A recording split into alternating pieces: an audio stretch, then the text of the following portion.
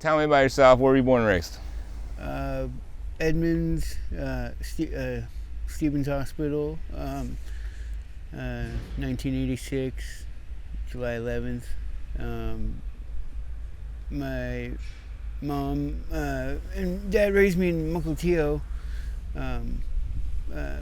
Lived there till I was like 13 or so when they finally decided to get divorced. And then had a big choice, go with my mom or my dad, And How old were you? You said 13? Yeah, 13. And they, sorry to interrupt.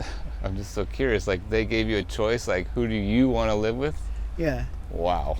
It's a heavy and that's choice. Something, I mean, I've never, like, well, if they're end up watching this, like, I don't think you should give your children that decision. That's right.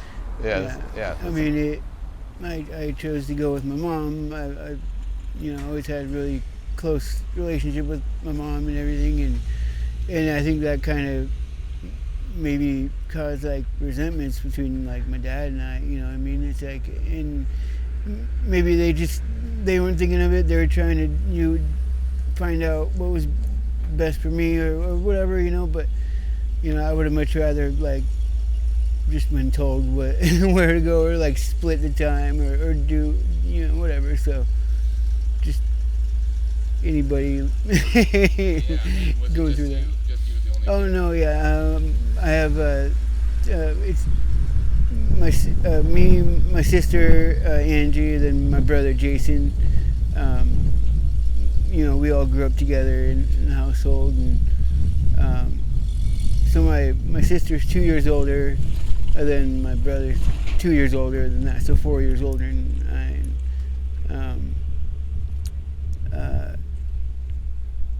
Went with my mom.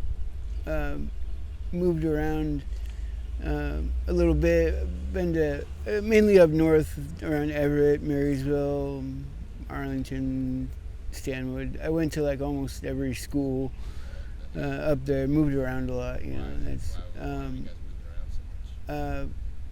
just my mom was doing her best, trying to keep a steady job and stuff. Sometimes had to just go where the work was or whatnot, and then just make do for the most part, and then we ended up on the reservation, the Tulalip reservation. We were out there for quite some time until I was 17, something like that. And then real quick, sorry to interrupt. Yeah. Did they give your siblings the same choice? Oh yeah. Yeah, basically, like, so my oldest brother, he was like 18, I think, at the time or so, just about 18, and he kind of had, I'd say, maybe a closer relationship with my dad, so he went with my dad, and then my sister and I went with my mom. Yeah, and it's not like we didn't see each other. We still, saw each other and stuff, and there was no bad blood between my mom and dad. They, I mean, not maybe in the beginning a little bit, but for the most part, it was just, they did it. They stuck it out as long as they could till at least the kid we were grown. They did a hell of a job, I think. It was 18 years, something like that. But yeah, so my sister and I were with my mom, and it was tough. My sister and I kind of struggled with like, addiction and stuff. Like I was always there for my sister. She was always there for me, and like, we were just learning the big world out there. Like before, like growing up in Mukilteo, like I didn't know there was.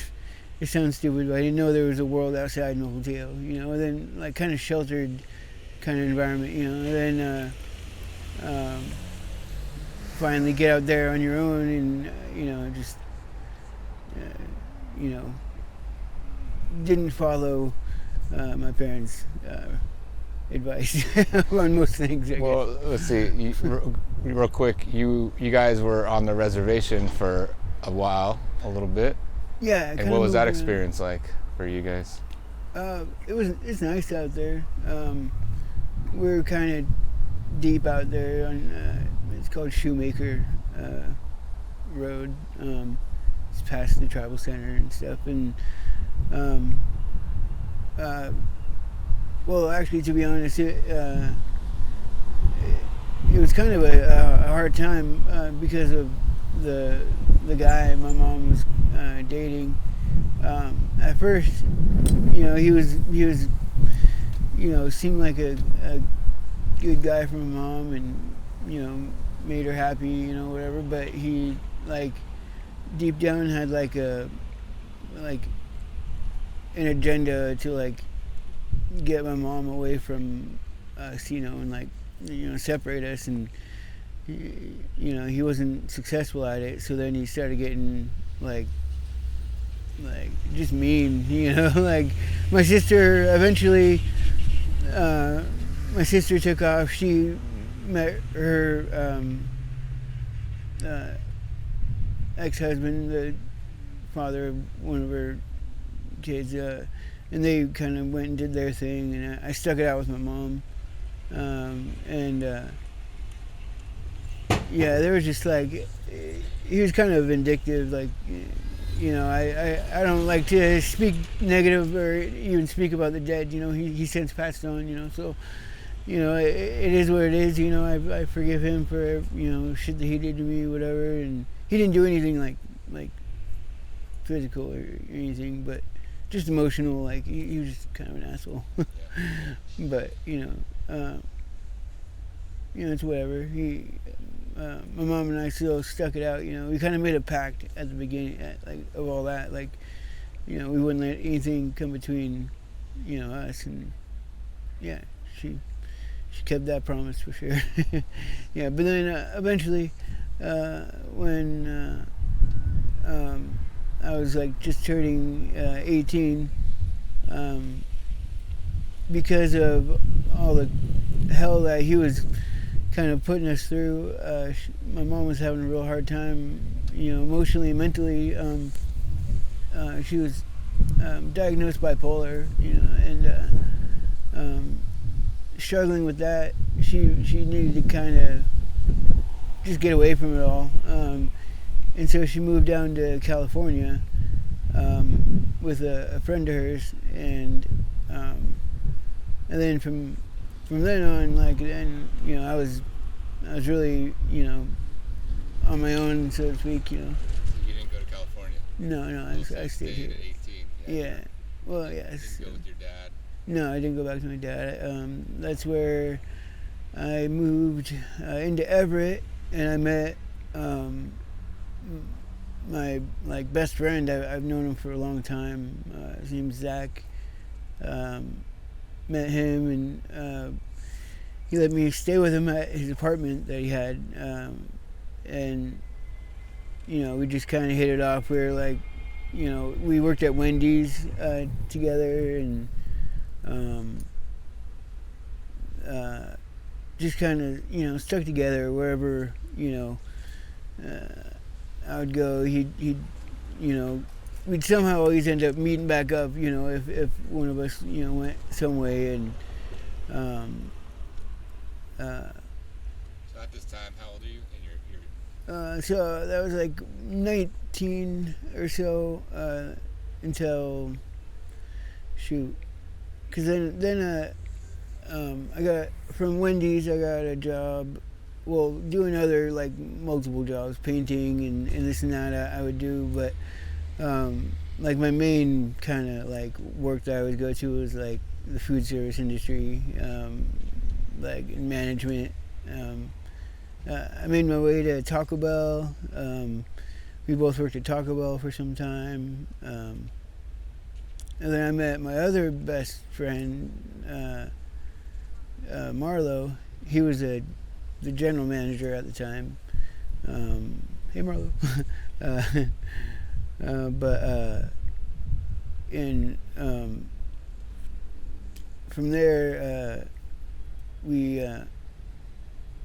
I kind of followed Marlo around from KFC or from Taco Bell to KFC, and well, with Northwest Restaurants, basically, just stuck with that company. I've been with them for, gosh, 17 years, off and on, kind of working with the company. When you guys weren't working, would you guys hang out and Yeah. what did you guys do for fun?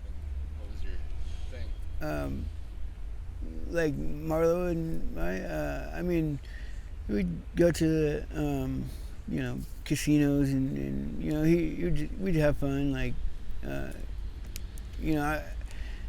he didn't like do drugs or anything like that. She was kind of like my one friend that I'd always kind of try to gravitate to. When I was hanging out with, maybe not the best crowd. Just kind of gravitate back towards him. And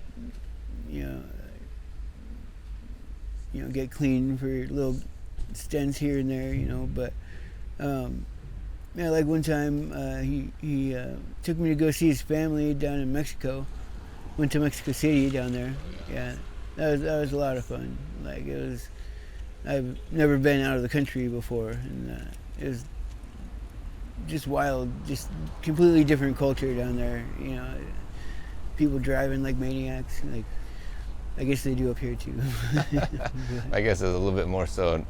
I've been to Mexico City before. Yeah, it's different. Yeah. It's different. It's beautiful, amazing. Yeah, incredible. I couldn't imagine going there like if I didn't have him with me, because I mean I know like fast food Spanish, or you know what I mean, but I don't know. I can understand it, but I can't speak it very So he well. was Mexican and he spoke Spanish, and his relatives and I went down there, and then I don't know. Just basically you just work. He trained me, like he taught me all the management stuff. I would use later on. Eventually with the company, I worked my way up to general manager, and I ran a few stores.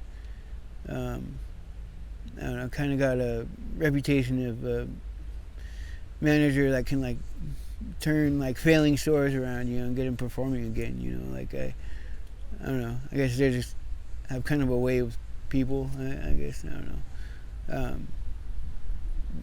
But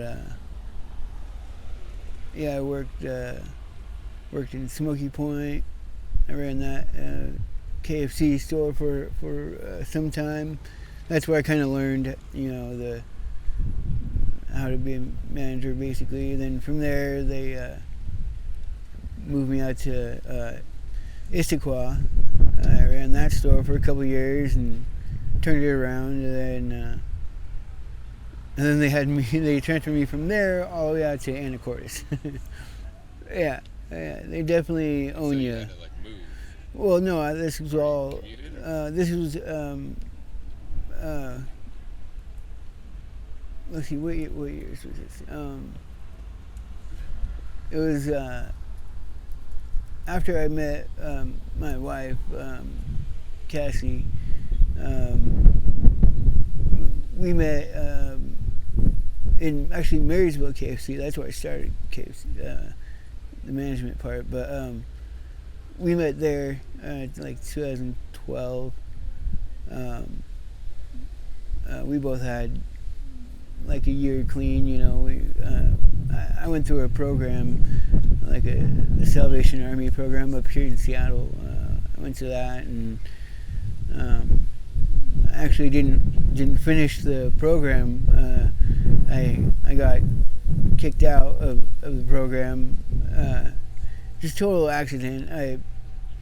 So the way the program works is that, like, they give you room and board and all that, and all the program tools that you need, but in exchange you work in the warehouse.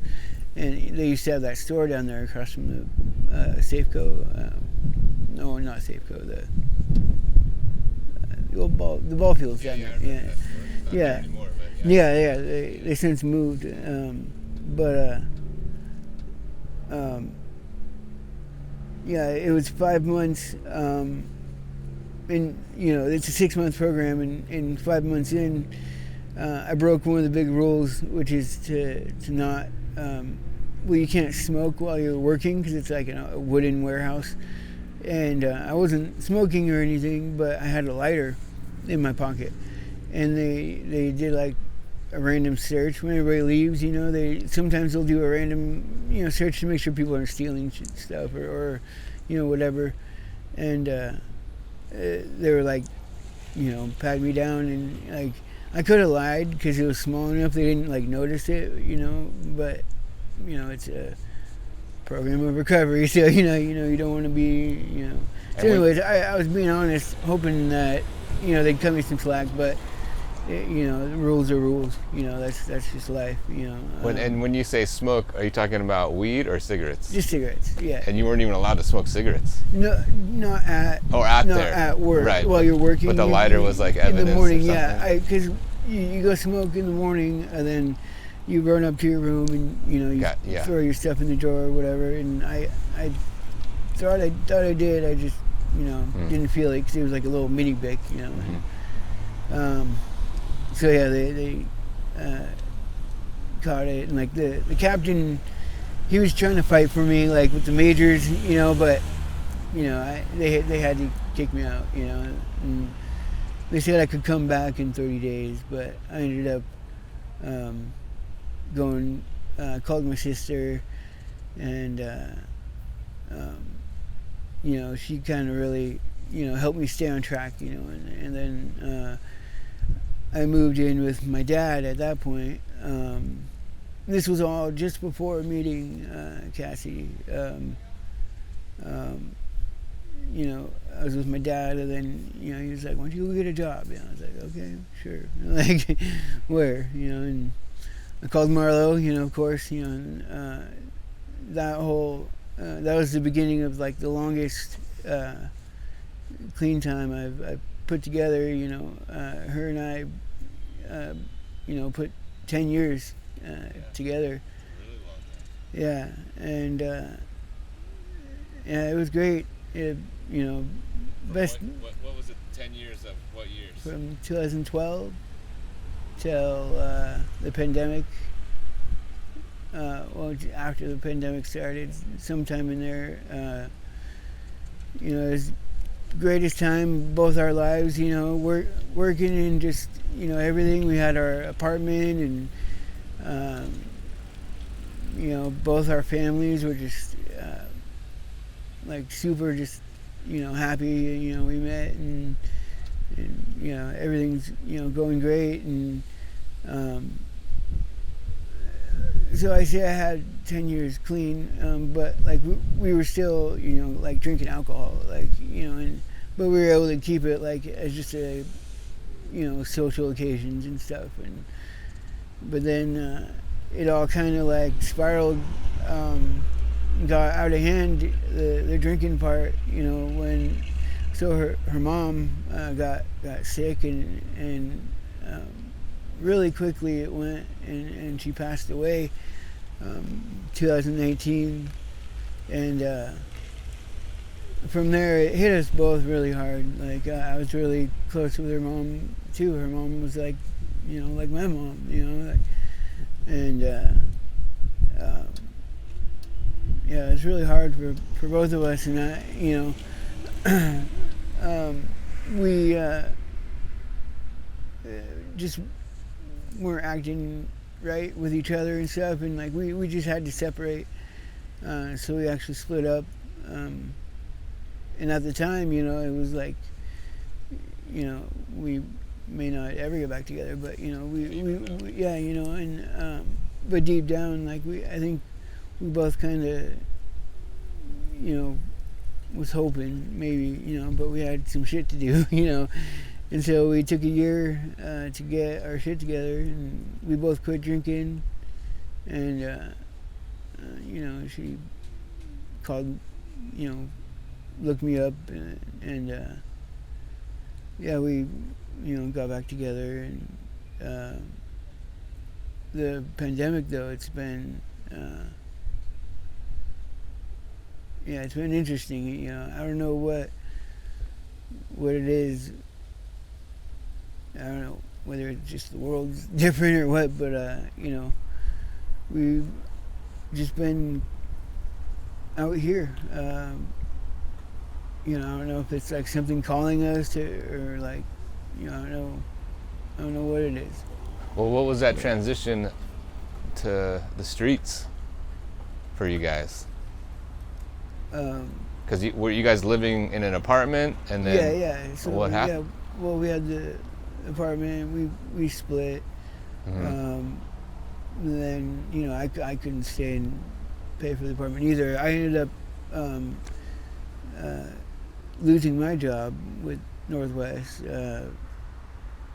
Um, they, you know, fired me because like just everything kind of just my life kind of fell apart, and so Stuff snowballs. yeah, and I moved in with a friend um, out in Lake Stevens, and um, she really, helped me. I've known um, this other gal. I've known her just as long as I knew Zach. It's actually Zach's kid's mother that she was like, hey, you can stay with me. I'll give me a hand moving stuff and everything, and then she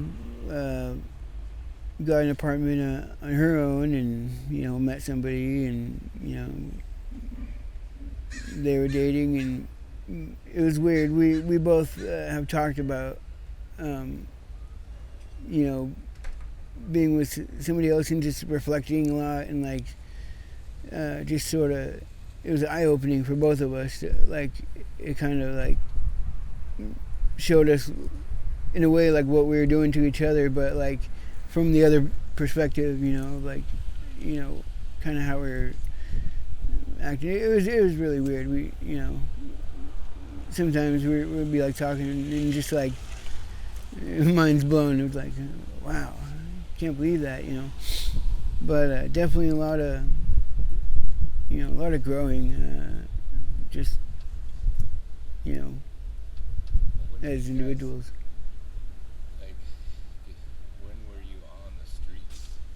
How did, So was it a tiny home first? no, well, we decided to. Oh, sorry, yeah, I skipped over a little bit. So we decided to get back together, and she was moving down here to Seattle, and um,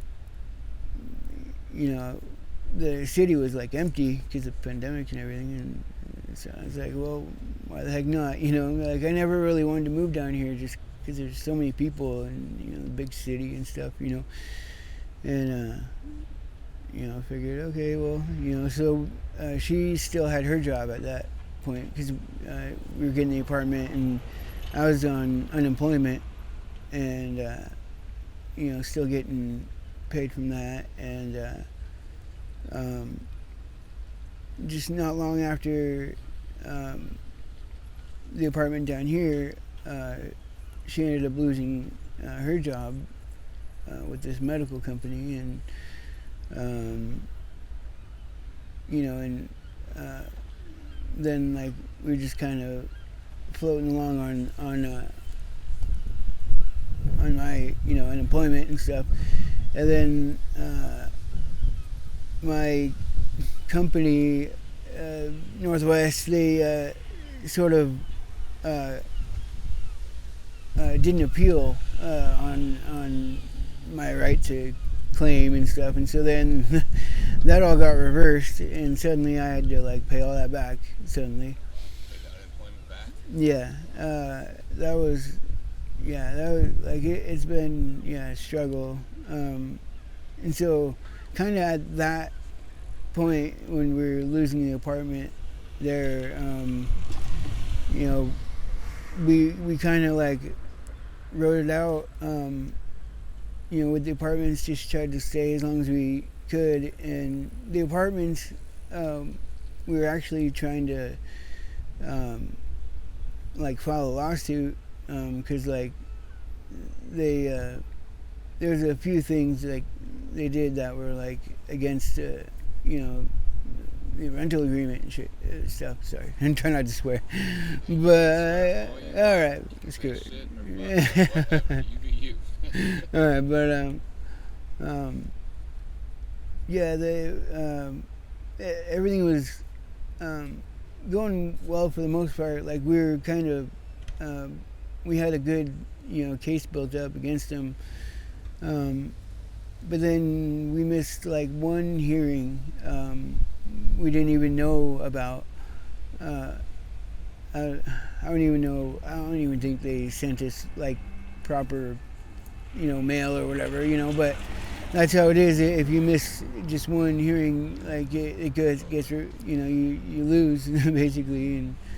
And yeah, so we ended up losing that, and um, then uh, basically we got told to, you know, to leave, and um, we barely had any time to grab any of our things. Like just basically had to grab what we could, you know, on our backs, you know, and just on the a streets. wagon. Hit the streets. Yeah, then from there we were just completely on the street. Wow. And didn't know what to do really. And we were just, you know, roughing it, you know, and we considered, you know, we see a lot of people in tents and whatnot, and, you know, considered maybe like getting a tent and like, you know, but it's just like false sense of security really, you know, like you think like, oh, you can leave your stuff there, and, you know, but no, like somebody comes along, whether it's, you know, other people out here or the city, you know, doing sweeps and stuff, like eventually, you know, you sort of I don't know, you learn not to get attached to like possessions out here. Yeah, yeah, and so it was a real struggle. That was year and a half ago. Like it was the winter time. I remember, and just constantly wet all the time. Like just it was no fun. But we heard that if you like came out here to Ballard, you could get in touch with some advocates and whatnot, and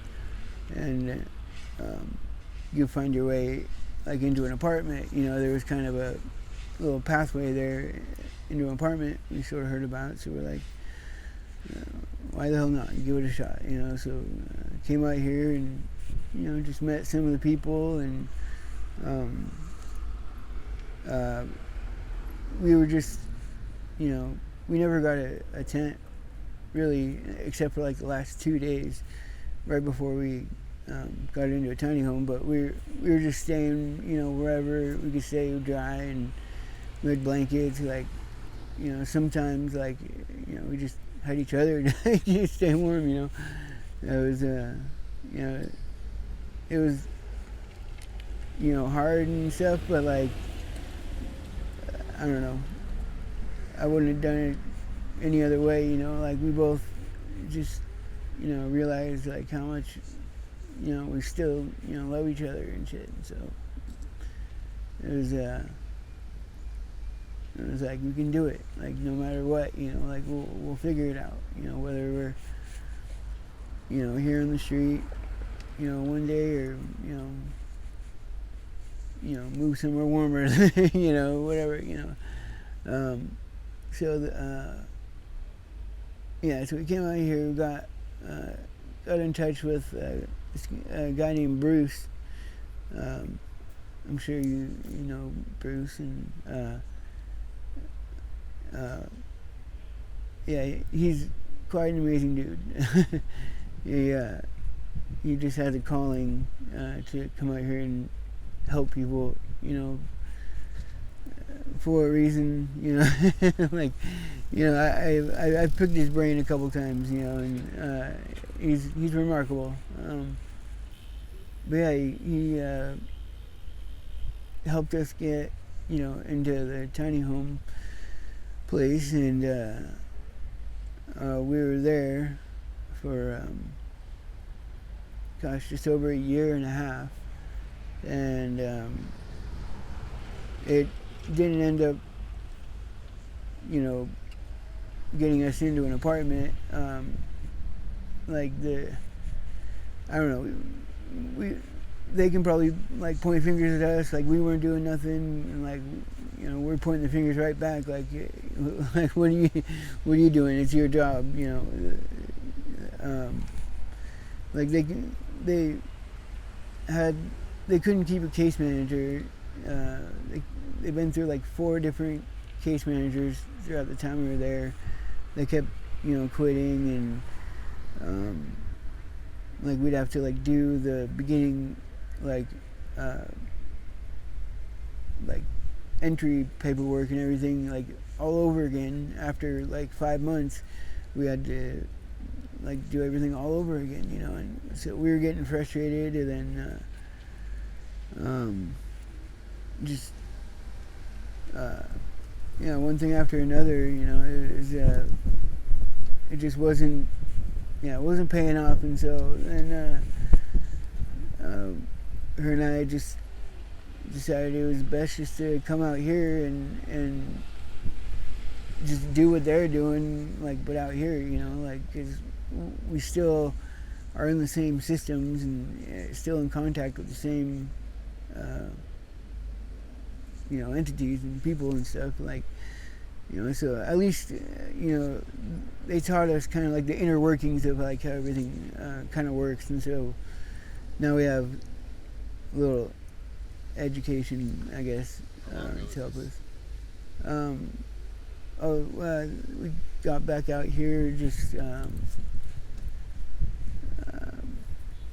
was like a month ago, something like that, or 3 or 4 weeks. Yeah, not long. And we've been here with our friends, and we actually did kind of make a couple camps, and but then, sure enough, they only last like a week, and then the city officials come along and, How long have you guys been at this camp here? Well, we're not actually here. We're just visiting. But they've been here, I think, like going on 2 weeks now. Usually like 2 or 3 weeks is like the max before they come along, and they're just sweeping them in circles. They have like 3 or 4 like little spots that they just kind of keep going around, like just wasting money, like wasting taxpayers' money, moving them around and not getting housing for. It's frustrating, and like my wife and I we're gonna give it like maybe in like a month longer, and like hopefully with what we know of the inner workings now, hopefully we can kind of get ourselves like into an apartment, and if it doesn't happen, like we're considering just like relocating completely. I don't know, I don't want to leave Seattle. Like, I love Seattle. It's like it's where I grew up and everything, but I don't know. What would that, if you could imagine you guys get an apartment, Mm-hmm. then what? Like, what would that do for you guys? What would that mean for you guys? Mean everything. I mean, just to be able to have a foundation, somewhere to go back to, like somewhere to clean yourself, and just especially with her, and she's got her injured ankle now, and kind of has a little trouble walking and stuff, just like getting to the bathroom and stuff, like all those things you get take for granted, some people may, but like definitely not when you're out here. Yeah, yeah, just So, are you guys in a tent now? Yeah. So you guys have a tent, not here. And yeah, what does it take just to go find a restroom? Well, like you can either go try to go to like a grocery store or maybe a fast food restaurant, but they all just take one look at someone with a backpack or whatever, and make whatever snap judgments of us, and they just lie and say like, oh, bathroom's out of order or whatever, and so then we go try another one or maybe another one, and eventually like there's not much you can do. You're running out of time, and yeah, you just find a bush, find some solitude, it's yeah, Yeah, I think there's a reality of living on the streets that a lot of people don't know how difficult it is just to go to the bathroom, like to take a shower. Yeah, it definitely humbles you a little bit, yeah,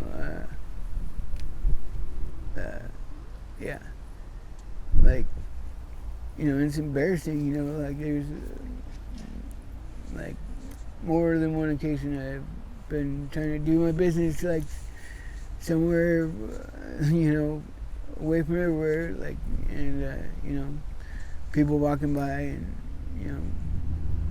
laughing. Of course it's like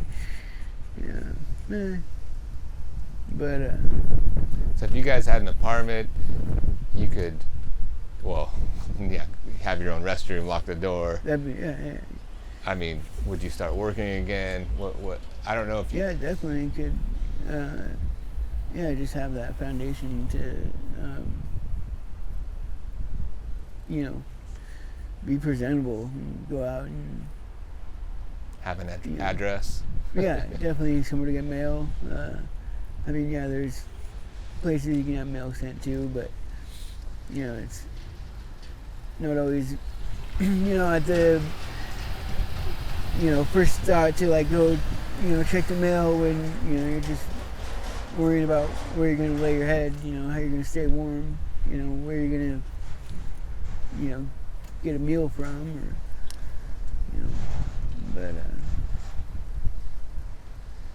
yeah, it'd be it'd be the first step to getting back to being a normal person again. Definitely. Yeah. Greg, one more question before we wrap up. Is there anything you'd want the people of Seattle to know?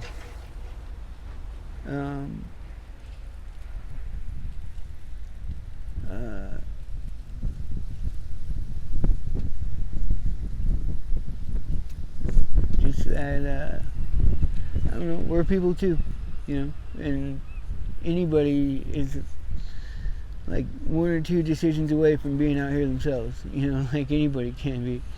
It's happening to a lot of people. The Pacific Northwest, like we're all like the greatest people in the country, I think, and to like see some of the some of the people like look at you like that, it's like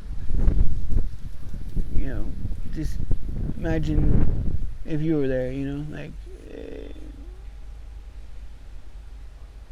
yeah, we're people too. Yeah, my guess is that doesn't feel very good. No. Yeah, no. But we're all just getting by, trying to do the best we can. Thanks for your time, man. It's good to hear your voice. All right. Appreciate it. Grab that little mic and